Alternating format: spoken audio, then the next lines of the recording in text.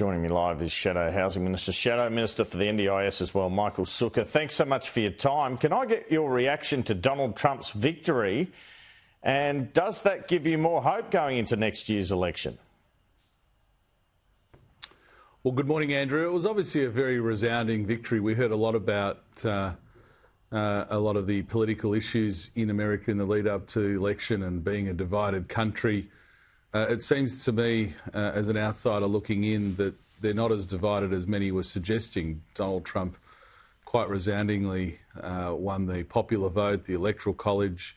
It looks like the Republicans have won the House, and of course it's been confirmed that they've won the Senate. So it seems pretty clear that the agenda that Donald Trump took to the American people has been overwhelmingly endorsed by them, and I think that's a good sign for the United States. Obviously, an extraordinarily close ally of ours, and so we wish the best for them and hope that the incoming Trump administration can achieve some of the pretty lofty objectives that they've set for themselves. What about at home, though? What about inflation and immigration issues here? Do you say, well, this is a bad time for incumbents, this is an opportunity for us? Well, I think if you look at virtually every metric, Andrew, the United States economy is outperforming the Australian economy. We've seen very high and persistent inflation, core inflation in particular, higher than the United States. We've seen our living standards dropping much more quickly than the United States. So I suppose if we look at the electorate in the United States and the cost of living issues that they were dealing with, it's pretty clear that Australians are dealing with it at a much worse level. And in that respect, I think it sends a very strong message to this government. This government's been very distracted. Obviously, they were distracted for the first 18 months of their term in government with their disastrous voice referendum. They have made terrible economic decisions that have made life worse for Australians. But I don't think we needed the United States election to emphasise just how important those issues would be. We've also seen in the housing area, obviously an area close to my heart, the government bringing in more than 1 million migrants over 2 years, whilst they're building fewer houses than we've built for many, many years. So you can't build fewer homes and bring in record levels of migrants without that having an impact on the housing market, on rents, on first home buyers. So I don't think we should necessarily be surprised that the US election has highlighted that those sorts of issues will be at the front of mind for everybody in democracies, including Australian voters, at the next election. It's going to take some pretty radical change to do what you want to do on migration, though, isn't it? Halve the net migration. Very radical change. Well, I don't think it's as radical as many would suggest. I mean, at the end of the day, we're talking about migration levels that are not dissimilar to the migration levels under John Howard. And I don't think we can achieve a new normal where we have more than 500,000 migrants per year, whilst our housing market can't keep up, while our infrastructure buckles, and while the standard of living of Australians goes backwards. Now, the Labor Party's obviously happy to accept that. They're happy to impose those costs on Australians. We're not. And it starts with the government of the day stating an objective as to what their migration targets are and what the levels are that they will pursue. And this idea that it's out of the hands of the federal government is ridiculous. More than 1 million migrants in 2 years, Andrew. You don't need to be a Rhodes Scholar to work out when we're building fewer homes, that's going to massively impact the standard of living of every other Australian. And so we don't apologise in taking migration levels back to a sustainable and more rebalanced level.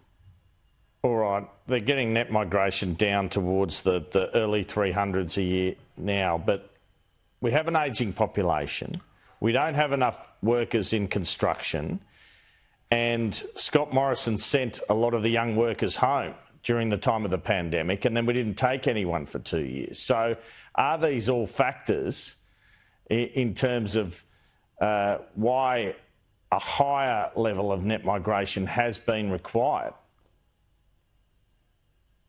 Well, the government's missed every target that they've suggested. So you can't look at any projection that they put in place with any seriousness. I mean, they've at each level, whether it's during the budget or MyEFO, their migration levels they've absolutely massively blown out. So we've seen that again and again, and so it seems to me that the levels of migration are out of control, and the government has no willingness to address them. I think, of course, COVID was an extraordinary time, but that's no alibi for this government, quite frankly, Andrew. The government has to deal with the issues presented at the time. Government's not a position where you don't address emerging issues as they arise.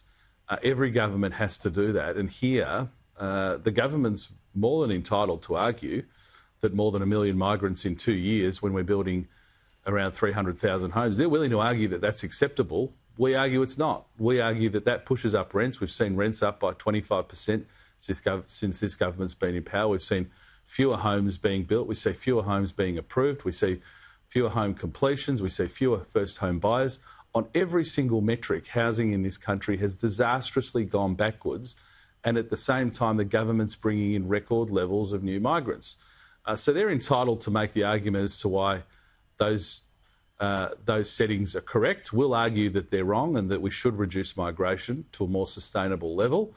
And we'll let the Australian people decide whether Labor's plan for a big Australia or our plan for a rebalanced and more sustainable migration program is the right way to go. I'm pretty confident that I know who Australia will support. Just briefly on that, are you saying then that, to some extent at least, this election is a referendum on a big Australia? I think so. I think there's no doubt that Labor, by stealth, has put forward their plans, very famously outlined by Kevin Rudd, but we know it runs through the veins of the Labor Party. Their plans for a big Australia, their inability to get our migration system under control. I mean, we saw it in the last Labor government, their inability to secure our borders, and they said Operation Sovereign Borders would never work. Obviously, it did work. It will ultimately take a coalition government to clean up the mess of the Labor Party. But I think very clearly they have an agenda for a very big Australia, for huge levels of migration, unsustainable levels of migration. And we believe in a balanced migration program. I'm a product of migration, Andrew. My family is a migrant family, so I'm a huge supporter of migration, but it's got to be planned migration and it's got to be in our best interests as a country. And I think most Australians, I think, are forming the view that this government has very different priorities of what we've seen, more than 1 million migrants in 2 years. What do you make of the prospects for the PM of a trip this week to APEC and the G20 now, when Joe Biden will be there and there's no Harris administration? Well, look, as a government, as a member of Parliament, we always wish our Prime Minister the best when representing our country overseas. I mean that's with all sincerity. In the end, the Prime Minister, when representing our country, you want to be able to achieve good things for our country. I hope the Prime Minister's more judicious in his remarks than remarks we've seen emerge in recent days, where he was, in a really inappropriate way as a senior shadow minister at the time, quite personally and viscerally critical of Donald Trump. So I hope he can exercise better judgment in representing Australia in those forums. In the end, the United States and Australia alliance transcends leaders, it transcends political parties, and we all have to do everything we can to ensure that the values that we hold dear as liberal democracies, who value freedom, that we are able to work together in that close way. So, of course, we wish the Prime Minister best and hope that he can do a little bit better than he's done in the past. I wanted to ask now about Shadow Transport Minister Bridget McKenzie belatedly declaring 16 flight upgrades. Why should she stay on the front bench? What's the point of parliamentary standards? Well, she's declared them now, Andrew, obviously. I think the the sort of furor that has erupted around the Prime Minister in the wake of revelations we saw out of Qantas really focused on two things in my mind.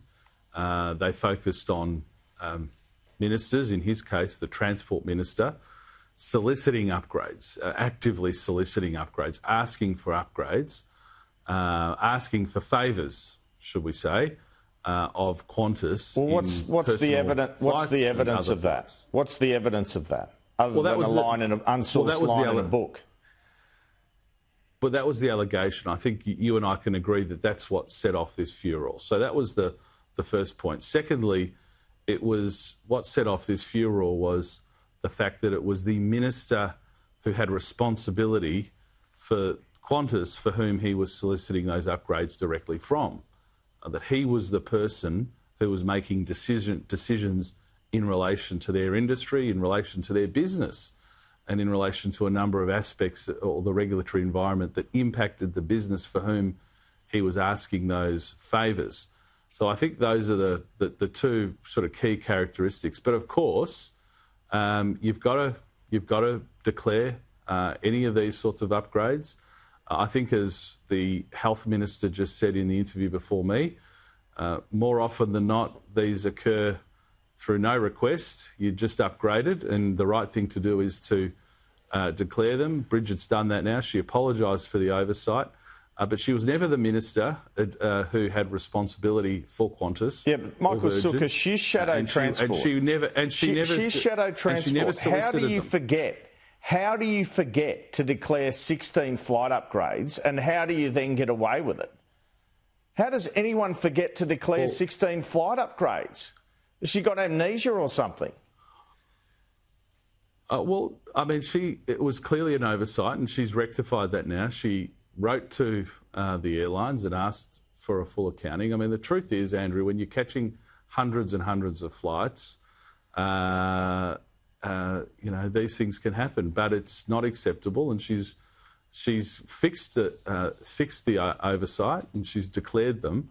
I think no one can argue that Bridget McKenzie has not been pretty tough in the way that she has dealt with a lot of the issues in the industry. But again, she didn't solicit them, and she wasn't the minister with oversight over the industry. And that's two very, very different situations between what the Prime Minister's alleged to have done. Let me ask finally, Michael Sukkar, the opposition appears, well, you're going to the election promising tax cuts, I believe, but also promising to rein back spending.